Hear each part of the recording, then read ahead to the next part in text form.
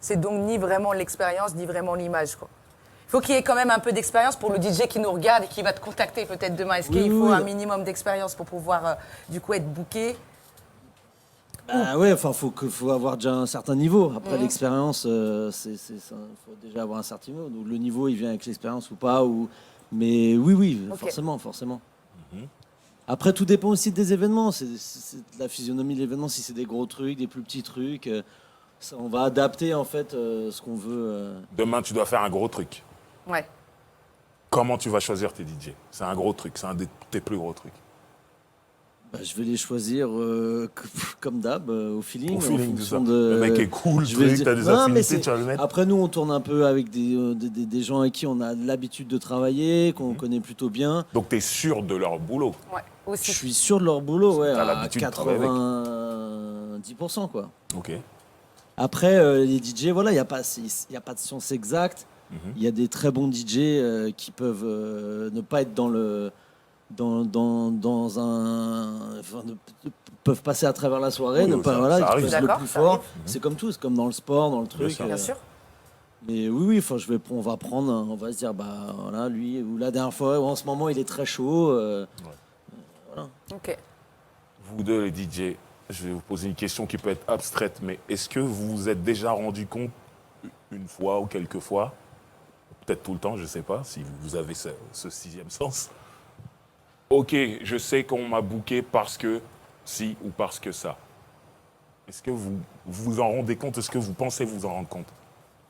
Ouais, je pense que oui quand même, parce que en général, c'est ça, il s'informe par rapport à ce que tu fais, l'organisateur. Ok. Il regarde quelles sont tes principales qualités quand tu mixes, ce que tu aimes bien, quel genre musical. Moi, par exemple, je prends pour ma part, quand j'ai commencé à mixer, je faisais beaucoup de warm-up. Parce que j'organisais des soirées Ghetto Rich à 2000-2007, c'était au Madame. Et j'étais pas forcément DJ, donc je commençais, je voulais faire des warm-up. Ok. Donc je mixais beaucoup d'R&B, mais beaucoup d'R&B qui s'entend pas forcément en radio. Ok. Donc j'ai vraiment commencé comme ça. T'avais ta touche. Ouais, c'était vraiment ma touche R&B. Et au fur et à mesure, j'ai commencé à être booké parce que les organisateurs qui venaient aimaient bien ce que je faisais. Donc on va dire que j'ai commencé comme ça parce que ils aimaient bien mon style, la touche musicale que j'apportais. Ok. Et je pense que c'est comme ça que moi j'ai commencé en tout cas. Issa? Ben, c'est à peu près pas exactement le même parcours que Jax, mais moi, dans mes sets, j'avais un peu plus la touche dancehall. Ok. Donc j'étais un petit peu plus pointu. Bon, je jouais les morceaux classiques que même les DJ hip-hop jouaient, mais je jouais, par exemple, il y a un redeem, et sur ce redeem-là, il y a 5 artistes. Généralement, les DJ hip-hop vont jouer un seul artiste. Ouais. Ben, moi, je jouais les 3-4 autres artistes Ok. qui étaient aussi bons que le single que tout le monde connaît. Donc Ok. c'est ce côté un peu plus pointu dans le dancehall qui m'a fait rentrer dans les soirées hip-hop, malgré qu'aussi j'avais la touche hip-hop. Et c'est ce qui m'a aussi permis de faire mon nom et de me départager de tous les autres DJ de l'époque, quoi. Parce que bon, aussi il y avait plus de DJ hip-hop que DJ dancehall en fait. Et j'ai réussi justement à rentrer dans cette brèche Ok. avec ma touche hip-hop, mais avec aussi ma touche dancehall un peu plus pointue. Et aujourd'hui, on continue à être booké pour du dancehall? Il y en a qui savent que je vais bien sûr en jouer, tu Ouais. vois, mais c'est vrai que c'est moins récurrent qu'avant. Ok. La province, le sud, Toulouse, Montpellier, Marseille, tout ça. Bon, ils sont encore très très fans de dancehall et plus reggae aussi, même la Bretagne. Donc on va plus me booker pour cette carte-là. Je vais jouer un petit peu d'hip-hop, mais des classiques, mais ça va être vraiment plus reggae et dancehall. C'est ce qu'ils vont vouloir entendre, quoi. Ok. Là, pendant la période de confinement, il y avait plein de lives sur les réseaux sociaux et des interviews, des trucs, tout ça. Et à un moment, je suis tombé sur un live d'un organisateur d'événements qui disait que lui, on lui demandait comment il choisissait ses DJ. Et il disait que lui, il allait voir les pages sur les réseaux sociaux de ce DJ, qui regardait son style vestimentaire, qui regardait combien de followers il avait, et tout ça, et qui pouvait les choisir par rapport à ces critères-là. Qu'est-ce que vous pensez de ça, vous? Bon, on va laisser l'organisateur déjà. Bah là, ça On répond après. Après, c'est sûr que l'image du truc, la présentation, ça c'est important. Après, pour moi, c'est pas du tout le critère premier. Enfin, tu vois, je vais jamais aller sur Insta, regarder et le booker pour ça. Ouais. D'abord, on va tourner, on va aller se renseigner, on va aller l'écouter, mais enfin, pour nous, c'est pas du tout un critère de sélection premier. Maintenant, c'est important, c'est vrai. Si le mec, il est stylé, il est frais, s'il a en plus des followers et que dans ta soirée, ça peut faire un petit peu de buzz, il va peut te ramener un peu de monde, c'est important. Faut qu'il ait les deux, quoi. Ouais, faut qu'il ait les deux, mais Obligatoirement? non. Non, ok. Non, il Ok. peut être inconnu, pas avoir Instagram Ouais. et être très très fort. D'accord. Voilà. Après, enfin pour nous en tout cas, c'est pas du tout un critère important Ouais, ok. de sélection. Ok. Mais je comprends que ça fait partie un petit. Ça fait partie du... Ouais. ouais. Après, c'est vrai que c'est un problème aussi, des fois, parce que moi, je me rappelle, quand j'étais à l'époque organisateur et DJ aussi, Ouais. ben, le mec présentait bien aussi, il avait des mix, on entendait ses mix, c'était bien. Mais vu que j'étais DJ organisateur, ça veut dire que je faisais le warm-up et le mec arrivait, il mixait. Mais au bout de 10 minutes, tu voyais que c'était totalement différent de ce qu'il proposait, en fait. C'était des faux mix Voilà. sur Internet, c'était pas lui. Après, c'est délicat, tu dois dire, bon, excuse-moi, je dois reprendre. Ah, Mais ça, c'est vrai que ça arrivait très souvent. Donc, du coup, c'est ça le problème, en fait, avec les réseaux sociaux, en fait. ok. Ça. Bon, ben, je pense que malheureusement, beaucoup d'organisateurs travaillent comme ça maintenant. Mais bon, si toutefois ils font pas ou ils vont pas, comme le fait GG dans une soirée où le gars mixe, c'est sûr qu'après, bon, peut-être que le mec, ils vont voir qu'il a beaucoup de followers, tout ça, il est stylé, mais qu'après, à la fin du résultat, quand il y a le public devant, ça ne matche pas du tout, quoi. Ouais, c'est pas pareil. Clair. Donc tu es quand même obligé, malgré que même si le mec il est bien sur les réseaux sociaux, tu es quand même obligé d'aller voir ce qu'il fait. Et si tu vas pas le voir, c'est que tu prends le risque et Ouais. que limite tu respectes pas tes clients. Toi, GG, tu vas sur le terrain. Tu vas Ah oui. dans d'autres soirées, tu vas voir les DJ. bien tout, sûr. nan, nan. Mais à la base, nous, on est des. T'es ce genre d'agent de footballeur comme Non, mais- ça, tu vois. tu vas voir chez les jeunes. À la base, nous, on fait ça parce qu'on est des amoureux de la musique, en fait. Ouais. On fait pas des soirées pour faire les beaux, ou pour avoir plein de followers, ou gérer des meufs, ou j'en sais Ok. rien, tu vois, ou faire beaucoup d'argent. Le but premier pour nous, quand on s'est lancé dans ce truc-là, c'était de pouvoir écouter de la musique fort tout le temps.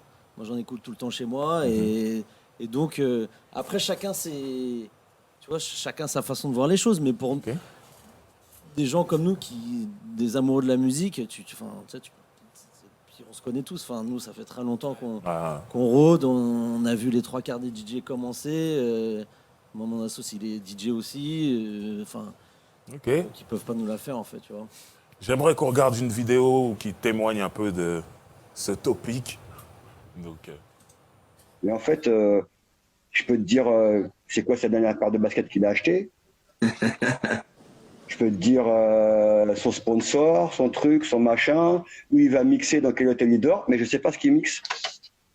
Ils sont où tes mix? On les trouve où? Pourquoi tu les promotionnes pas sur tes réseaux. sur tes réseaux? Et quand tu fais quand j'ai vu les lives pendant le confinement,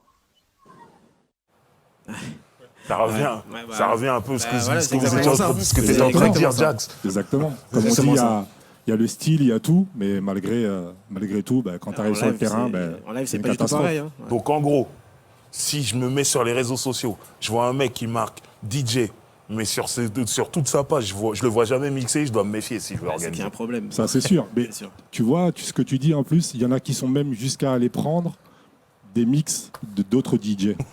Ouais, c'est Bravo. Respect.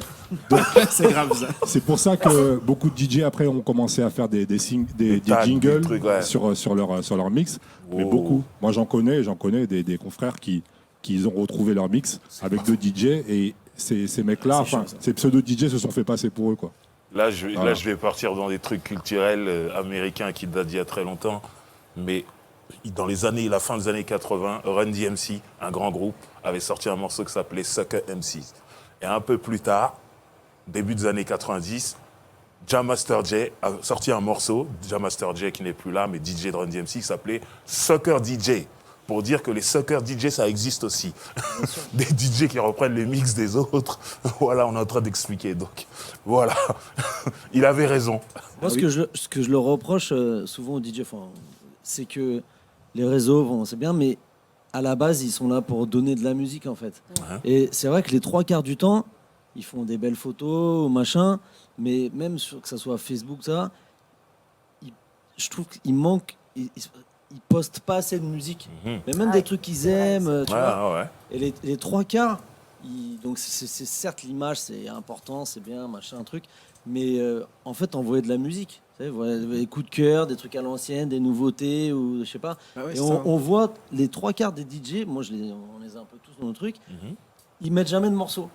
Ou alors ils vont mettre leur mix, mais en fait on sait pas vraiment ce qu'ils aiment. Tu vois, ils vont pas, mon coup de cœur du moment c'est ça, ou j'ai été bercé par ça, tu vois, et c'est quand même un peu la base de leur métier, tu vois, de mettre de la musique. C'est clair. Et moi je trouve que ça manque un peu de ça, ils partagent pas assez de sons, je trouve. Alors que c'est la base en vrai. Alors, Alors c'est la base. c'est vrai. Et j'ai souvent vu à une époque, même les DJ, ils sont obligés de ramener du monde ou d'avoir des tables réservées. Et plus tu ramènes du monde ou tu as des tables réservées, même si tu mixes moyennement, plus tu seras booké. Ouais, mais je pense que ça, c'est vrai que ça arrivait. Moi, je pense moins maintenant. Moi, maintenant, il Moi, y a les une orgas période, en tout cas, qui très, galèrent. très... Ouais, voilà. voilà. Mais c'est vrai que c'est une période, il y a eu J'avais beaucoup jamais ça. entendu ça. Ouais, l'époque du madame. J'ai Ouais. jamais entendu ça. Mais il y a eu une période. Si, Ouais. si, il faut les... Ouais. Si. Il y a eu une si. période, mais moins maintenant. On appelait ça les DJ RP. Exactement. Non, mais c'est vrai. C'est pas des blagues. Hein. J'en apprends tous les jours, j'en Ah, apprends c'est tous les vrai. jours. Et à Ce monde l'époque- merveilleux. À l'époque, il n'y avait pas encore l'avènement d'Instagram. C'était Ouais. vraiment Facebook. Ouais. Alors, Ok. si Facebook, tu étais vraiment chaud sur Facebook, ben, il y a des chances qu'on te bookait. Et comme tu étais chaud sur Facebook, ben, on te disait de publier au maximum. Des fois, il y en a qui avaient 3, 4 Facebook, parce que comme c'était limité. Mais non, on appelait ça les DJ RP. Ok. C'est un peu ça, c'est vrai. C'est vrai, ok. c'est ça. Il faut savoir que la réalité économique aussi, elle est des fois un peu compliquée, tu vois, Ouais. quand on se met C'est vrai. derrière le rideau. Et il faut se dire un truc, c'est que après tout dépend de ta clientèle ou de ce que l'image que tu véhicules. Si tu es plus dans la qualité de la musique ou tu es plus dans il y a des belles personnes dans ta soirée ou des spenders ou je sais pas quoi. Mais il faut se dire que la masse de gens qui sortent, c'est pas spécialement des grands connaisseurs ou grands amateurs de musique. Ok. Les trois quarts, il y en a les gens sortent, mais c'est plus pour Ils se veulent une bourrer la ambiance, gueule, ouais, ils ou veulent une ambiance. les mecs c'est des meufs ou le Ouais. contraire ou une ambiance. Donc malheureusement, moi je peux comprendre un orga qui tu vois, pour sa réalité économique, qui va avoir un DJ qui est très très fort, qui ramène personne. Et un DJ peut-être un peu moins fort, mais qui va lui ramener des gens. Des gens. Et